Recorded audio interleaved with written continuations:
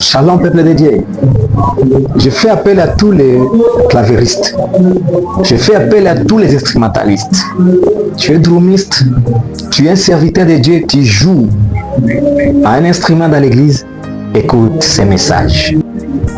Mon frère, savais-tu qu'un instrumentaliste est un homme puissant dans les activités de la délivrance ou dans les activités de délivrance ou dans les activités spirituelles? Le savais-tu, mon frère, toi qui joues au clavier et toi qui joues au drum, à la guitare, n'importe quel instrument qui est utile dans l'église? Le savais-tu? Peut-être que tu ne le savais pas, mais aujourd'hui je vais te parler en tant qu'un homme spirituel, un éclaireur spirituel. Je vais te faire découvrir des choses que tu ne connaissais pas. Que Dieu bénisse tous les instrumentalistes, tous les clavéristes, tous les drumistes, tous les fanfaristes, toute personne qui joue à l'instrument dans l'église. Bien aimé, je veux que vous compreniez une chose, qu'un instrumentaliste est un prophète puissant. Les instrumentalistes sont des prophètes. Toi, clavériste, tu es un prophète. Toi, guitariste, tu es un prophète. Toi, drumiste, toi, fanfariste, n'importe qui, tu es un homme spirituel. Tu es un prophète très puissant. Un instrumentaliste, c'est une personne qui joue à n'importe quel instrument. Et sa connaissance sur l'instrument peut être un don que Dieu a donné à la personne, ou ça peut être la connaissance que la personne est allée chercher lui-même. Pourquoi? Parce que cette personne a aimé un instrument. Et il s'est dit, je dois chercher de connaître comment jouer à cet instrument. Écoute, le son d'un instrument réjouit l'âme. Le son d'un instrument réveille l'âme. Il réjouit l'âme. Le son d'un instrument donne un sentiment de joie à l'âme. Et lorsque l'âme est tombée dans ces sentiments, directement, le son là va pousser maintenant le corps de suivre le rythme. Le son d'un instrument réveille les bons et les mauvais esprits. Le son d'un instrument guérit l'âme. Le son d'un instrument motive l'âme. Le son d'un instrument donne la force et le son d'un instrument inspire. Le son d'un instrument fait descendre le Saint-Esprit. Et le son d'un instrument fait descendre Dieu. Et surtout, si l'instrumentaliste est en train de jouer avec son cœur, son esprit et son âme. Et cet instrumentaliste va posséder, va contrôler le pouvoir qui a l'instrument. Mon frère, si tu veux connaître le pouvoir qui a l'instrument que tu joues, si tu veux connaître la puissance, le pouvoir qui a ton clavier, il faut commencer de jouer avec le cœur, l'esprit et ton âme. Et sur ce, tu vas contrôler ton instrument. Tu vas contrôler sa puissance. Le son d'un instrument dans l'église peut appeler les bons esprits, et peut chasser les bons esprits, et peut appeler les mauvais esprits, et peut chasser les mauvais esprits. Lorsque Saül était possédé par les mauvais esprits, on n'avait pas appelé un prophète, on n'avait pas appelé bien-aimé un docteur, on appelait un instrumentaliste qui jouait avec son esprit, avec son cœur et son âme. C'était David. Et lorsque David est venu, il n'a pas prié, il n'a pas prophétisé, il n'a pas dit de oh rabacharara, non. David a pris son instrument, il a commencé à jouer.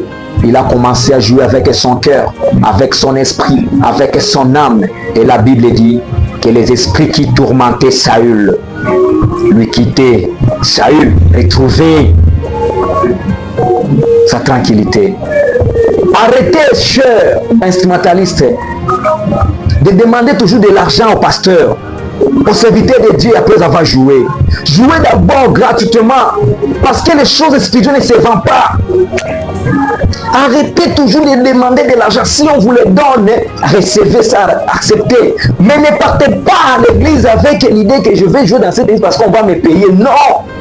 Non, non, non. Sinon, la personne qui va te récompenser ne voudra plus te récompenser. C'est pourquoi jusqu'à présent, il y a beaucoup d'instrumentalistes, beaucoup de clavéristes, beaucoup de guitaristes, de drummistes qui viennent dans l'église. On vous donne de l'argent pour jouer, mais votre vie ne change pas. Pourquoi? Parce que vous utilisez cette puissance qui est à vous, vous l'utilisez mal. Vous n'êtes pas censé être payé. Vous n'êtes pas censé être payé. Et quelqu'un dira en commentaire, me dira, prophète, mais si on ne me paye pas, maintenant comment est-ce que je vais manger? Non! Lorsqu'on vous donne quelque chose, on vous force à être payé ou on vous force de recevoir votre prime. C'est différent avec la personne qui part avec l'idée d'être payé. Lorsque vous ne partez pas avec l'idée de recevoir de l'argent, le Dieu qui vous a vu venir avec votre volonté de travail sans être payé va obliger la personne de vous donner l'argent qui vous sera maintenant suffisant. Vous comprenez? Vous êtes des serviteurs de Dieu. Et les choses spirituelles ne se vendent pas. Ne se vendent pas. Ne se vendent pas. Vendre, c'est lorsque les gens sont à la maison avec l'idée d'aller vendre. Mais quand tu arrives, on te donne, on te remet quelque chose. Ça ne se ressemble pas. Vous êtes des prophètes. Si les clavéristes jouent ces derniers temps, vous trouverez que même des pasteurs, même les serviteurs de Dieu n'arrivent plus à prêcher. Il y a d'autres qui n'arrivent même pas de commencer la prédication. Ils diront ceci: jouez un morceau pour que je sois transporté dans l'esprit. Il y a d'autres serviteurs de Dieu qui disent ça. Pour qu'ils soient emportés dans l'esprit, il faut qu'on joue un morceau de clavier. Pourquoi? Ce n'est pas le clavier, mais c'est les sons. Pour que l'esprit de Dieu qui est en lui puisse être réveillé. Pour que ça lui motive de voyager. Des rois. Écoutez ceci. Ils sont venus voir le prophète Élisée. Pour que le prophète leur donne un message. Pour que le prophète leur parle de la part du Seigneur. Pour qu'un prophète prophétise. Qu'est-ce que le prophète Élisée a dit? Écoutez ceci. Il a dit, je suis en 2 Rois 3, 15 à 17. Il dit ceci. Et maintenant, amenez-moi un joueur de l'harpe. Et la Bible dit, lorsque le joueur de l'harpe a commencé à jouer, la main de Dieu fit sur le prophète Élisée. Et après avoir reçu la main de Dieu, qu'est-ce qui s'était passé? Il a dit, ainsi parle l'Éternel, dans cette vallée, fais le fossé. Car ainsi parle l'Éternel, vous n'apercevrez pas le vent et vous ne verrez même pas la pluie. Mais cette vallée sera remplie d'eau. Et vous boirez, vous et vos troupeaux. Cette prophétie, ce message est venu quand? Après avoir écouté les sons de l'instrument, de l'harpe. Mon frère, ne te néglige pas. Tu es un prophète clavériste. Tu es un prophète drummiste. Tu es un prophète guitariste.